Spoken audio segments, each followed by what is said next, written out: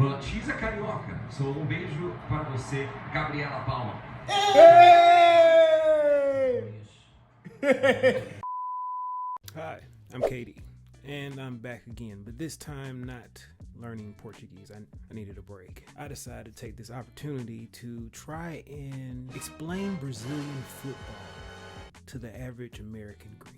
I know it's a big task because understanding soccer in general is very difficult for us because the competition goes different, the style is different. Most comparable sport that we watch is probably basketball, and even that is way different than soccer. So this is my attempt to explain that to my fellow Americans. So before I try and attempt to explain it, let's establish some ground rules, all right? First off, this is from the perspective of a Rio team because Gabby's from Rio and I'm a Flamengo fan, in case you haven't noticed. 2, I'll use references to American football and other sports that we watch, but I am by no means trying to say that they are similar or the same. They are completely different, and I do understand that. 3, I have to explain how soccer competitions work in general. So for that, I'll use European comparisons, just briefly though. 4, and most importantly, I will be referring to futebol as soccer, but I do understand that in Brazil, futebol. I got it. So let's start by doing a speed run of how soccer actually works, like how the competition actually goes. First thing to understand is that there are 2 sides to soccer. You have international play and then club play, and both of them are equally important to the majority of the people in other countries around the world. Very different from the United States because club play, or professional teams, college teams, play each other, but we don't care about international because there really isn't much international competition unless you're talking about the Olympics. And then we care about the Olympics, but not for real. It's one thing that's very important to understand. Soccer is governed by an organization called FIFA, which you probably heard of from the FIFA World Cup.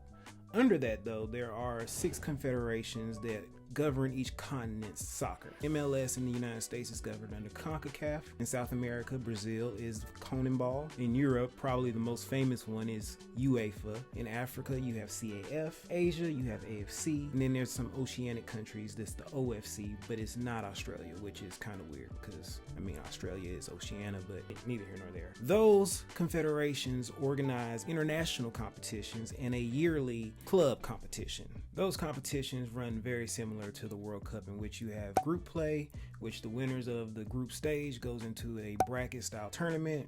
Teams knock each other off and there's a champion crown. Important thing to note, there is another secondary competition that most confederations hold, but it's basically for anybody that barely made the first tournament. Always remember, if you ain't first, you're last. If you ain't first, you're last.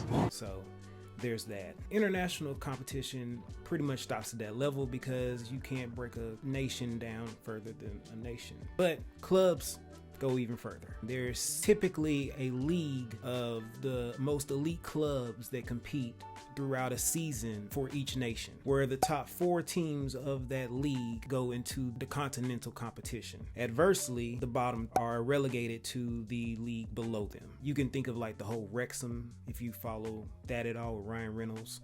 That's what decides who goes into the continental competition per nation. But it doesn't stop there, because in addition to the league play, you have a massive tournament that the nation holds that normally consists of people that win state or regional competitions, whatever it may be, and is the cup of that nation. And the winner of that typically goes to the continental tournament as well. So let's do a quick recap to summarize using references that may help you, okay? Brazilian team, we're gonna go with Flamengo. English team, we'll go with Manchester United because David Beckham, and y'all seem to know David Beckham. And then for American football reference, we're gonna use Alabama because, well, you get the gist. I don't give a piss about nothing but the Tide, baby. So moving up progressively, you have the Campeonato Carioca. It doesn't exist for Manchester United, I know. And then for Alabama, it would be like the SEC West. Kinda. Then you have Brasileiro Serie A, the Premier League, and then the entire SEC.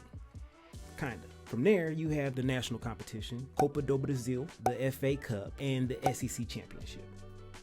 Kinda. Continental Championship, which would be CONMEBOL Libertadores, UEFA Champions League, and the CFP College Football Playoffs. Kinda. From there, Alabama would drop off, and you have the CONMEBOL Copa America, and then UEFA Euros for international play. Got it? That's the best I can do for you. All right, I tried. It is worth noting there is a World Cup level event called the Club World Cup that does go on, where each of the champions from the continental competitions play each other, but UEFA dominates the competition. They've won since 2012, and the team that won in 2012 was Corinthians. It's kind of unfair. No one really cares about the tournament anymore. I mean, Fluminense had a magical season this year, and they got mollywopped by Manchester City 4-0. So it is what it is. Let's get the obvious stuff out the way. All right, international. Brazil's national team. It is the best national team in history. It's the reason a lot of people get into soccer in other countries, not just in Brazil. Competition really starts and stops at that level, the World Cup. If you don't win a World Cup, then why are you really doing it? And I can definitely feel where they're coming from, because the same way with us in national championships. We got to win national championships. We got to win World Cups. So there's the Copa America tournament coming up this summer, and Brazil actually doesn't look good to win it. But it really doesn't matter, because, I mean, they won a World Cup. We don't care about that. Of the world, Craig, not just the city, the world. It's obvious how Brazilian international soccer team is, because everybody knows about Brazilian national soccer team. 5 World Cups. I mean, you can't really compete with that. So now let's get into the nitty gritty, the clubs, the thing that you may not know about. Majority of the winners, and the winners are considered the people who finished number 1, have been dominated by teams from Sao Paulo and teams from Rio. So let's go over the top teams in each one of those regions. All right, so from Sao Paulo, you have probably one of the most well-known, simply because of one player from that team. It's just Santos, okay? Pele played for Santos. Neymar more recently famously played for Santos. They have a total of 8 titles. So definitely reigned, past tense, supreme. Next, under that would be Palmeiras. Palmeiras are the current champions, and they have 12 titles with a lot of famous names as well. Under that, you have Sao Paulo, I think has 6 titles from Serie A, and Corinthians has 7 titles. Rio has 4 major teams that always make it. Of course, Flamengo, they have 7 titles. Vasco with 4 titles. None recently.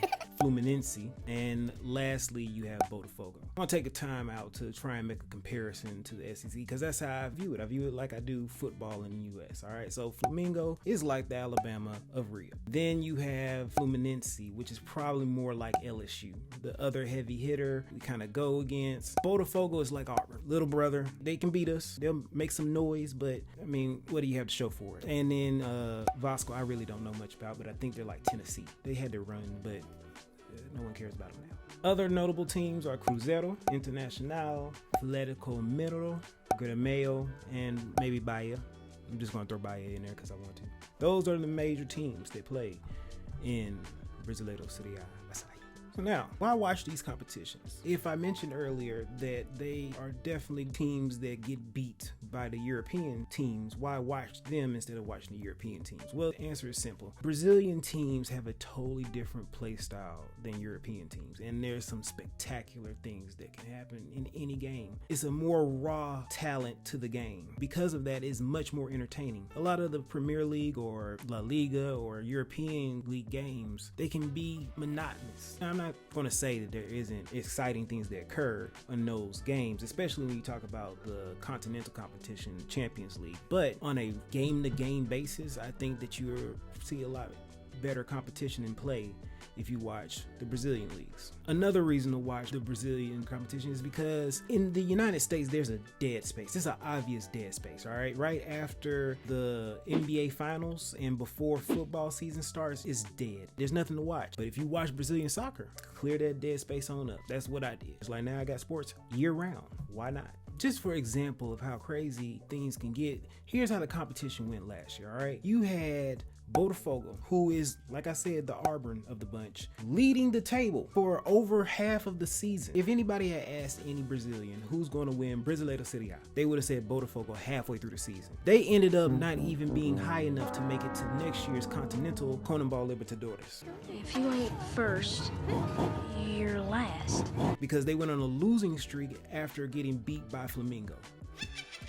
So that crazy thing happened. Palmeiras ended up running up the table and win. Grêmio, who was not even in Serie A, they were coming from relegation, ended up at number 2. That's crazy. And then Vasco, who was almost relegated this season, went on a run at the end to barely stay in the competition for next year. And Santos, who has never been relegated, got relegated. I mean, we're talking about like the Boston Celtics. Pele's team, they have never been relegated. They got relegated last year. Crazy things happen. On top of that, you had Sao Paulo win Copa do Brasil against Flamengo, which was kind of depressing, but I mean, and then you have Fluminense, like I said, going on a Cinderella run and winning the Conmebol Libertadores, which is wild. Marcelo, who, if you don't know, he played for Real Madrid in Spain, came back to his home team and won. That's like Cinderella story if I've ever heard one, and I fucking hate Fluminense. All right, don't even like the colors. It makes me sick. I don't know why. It looks like a clown school. Sorry if I offended you, but I don't like the colors. Respect them, don't like the colors. Like I said, anything can happen. I try and watch as many games as possible here in the U.S.